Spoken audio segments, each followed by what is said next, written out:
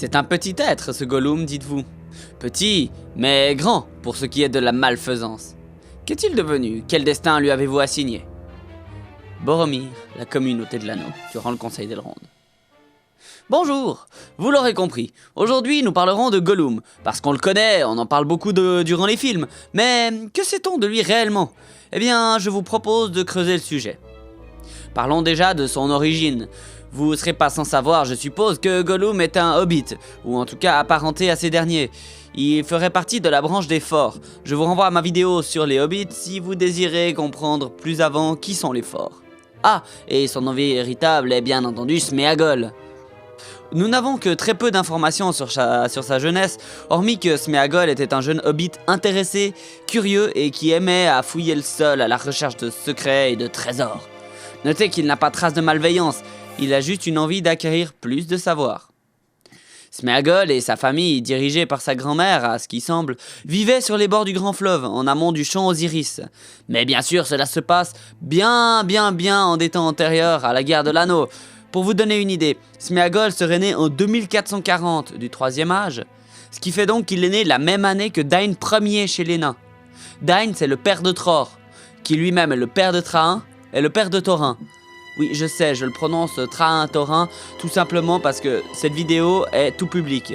Je pourrais prononcer Thrain et Thorin, mais il n'y a pas grand monde, enfin, pas grand monde, mais il n'y a pas tout le monde qui comprendrait que je parle de Thorin du film du Hobbit, parce que vous le regardez pas en anglais si vous parlez français.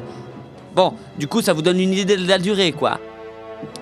Toutefois, Sméagol n'a qu'entre 20 et 23 ans quand il décide de descendre avec Déagol au champ Osiris pour pêcher. Sméagol, après un moment, décide d'aller fouiller et fureter sur la berge, alors que Déagol pêche. Soudain, la canne de Déagol se raidit, et il est emporté au fond de l'eau, et un miroitement retient son œil, et presque sans y faire attention, il l'attrape. Il remonte sur la berge, non loin de Sméagol, et examine la poignée de vase qu'il a en main. Il la nettoie, et voilà qu'il a dans la main un superbe anneau d'or étincelant au soleil. Sméagol l'aura sans doute espionné de derrière un arbre ou de sous un buisson. Il a vu l'anneau d'or et, oh, qu'il lui semblait injuste que Déagol trouve ce qui semblait être un grand secret, lui qui les cherchait depuis sa jeunesse.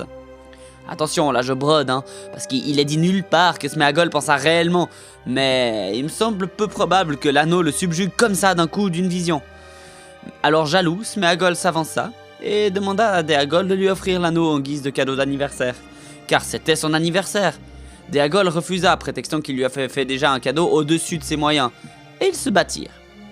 Mais Sméagol était plus vif et plus fort que Déagol. Il tua ce dernier et cacha si habilement le corps qu'il ne fut jamais retrouvé.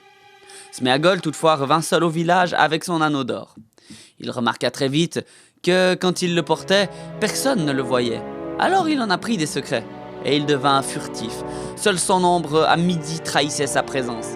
Les gens le frappaient quand il était visible et lui les mordait quand il était invisible.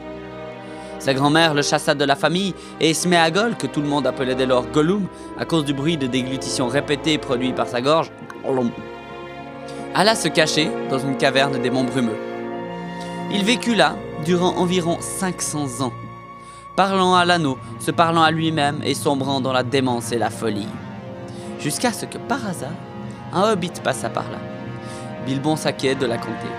Je ne vous ferai pas de résumé de leur rencontre, du match d'énigmes et tout ça, mais ce qu'il est important de savoir, c'est que Gollum fut dépossédé de son anneau par Bilbon, sinon jamais Gollum ne serait sorti de son trou. Mais le désir de l'anneau est grand, et Gollum suit donc Bilbon jusqu'à Esgaroth. Mais, à ce moment, Sauron a regagné sa forteresse en Mordor, et il appelle toutes les créatures sous son emprise, donc Gollum est attiré pas à pas vers le sud, et arrive en Mordor.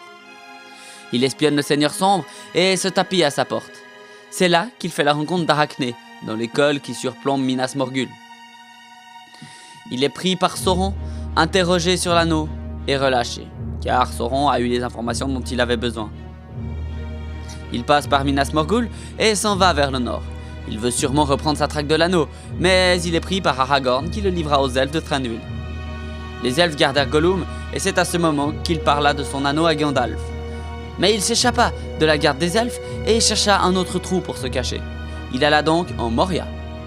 Et des secrets, il en aurait eu plus qu'il n'en pourrait jamais trouver. Si seulement il s'y intéressait encore et s'intéressait à autre chose qu'à l'anneau.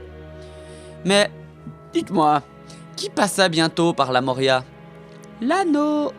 Il suivit donc la communauté jusqu'à Amon Hen et fut capturé par Frodon et Sam dans les mines Muil juste au sud.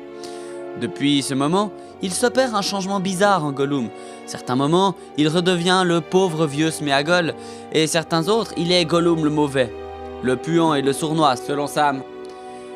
Il est donc assujetti de plus en plus par l'anneau. Ce changement vient peut-être du bien que cela lui fait d'entendre des voix de hobbits, de bonnes voix comme à l'époque de sa lointaine jeunesse. Mais ce plaisir ne ferait qu'irriter sa part mauvaise si vous me suivez dans cette théorie. Toutefois, il guide les hobbits à travers l'Ithilien, jusqu'à ce que ces derniers se fassent capturer par Faramir. Gollum le perçoit comme une trahison, et il redevient à 100% le puant, comme dit Sam, le Gollum, le mauvais. Il décide alors de laisser Arachné les tuer pour qu'il puisse prendre l'anneau. Sa dernière action est de tenter d'arrêter Frodon au bord du gouffre du destin, mais lui volant l'anneau, il chute dans le feu et détruit l'anneau et sa vie, mettant fin à Sauron. Sans Gollum, Frodon n'aurait jamais pu détruire l'anneau. Sans Gollum, Frodon et Sam n'auraient jamais atteint le Mordor. Dans les dernières années de sa vie, Gollum se sentait tellement seul et horriblement vieux. Rappelez-vous comment Bilbon se sent juste pour 60 ans de possession de l'anneau. Gollum l'a eu pendant 500 ans. Selon moi, Gollum est un personnage qui mérite compassion et pitié, car l'anneau était sa vie et il l'a perdu, et est mort en le retrouvant. Donc on peut croire que Gollum est très sûrement mort heureux. Et ça, je pense que c'est important à la fin. Voilà donc pour la longue et difficile vie de Gollum. J'espère que cet épisode vous aura plu. Et n'oubliez pas de vous abonner et de mettre la cloche si vous êtes intéressé par les Terres du Milieu. Pour ce que je publie, vous ne serez pas spammé de toute façon. D'ici là, à bientôt en Terre du Milieu. Ciao!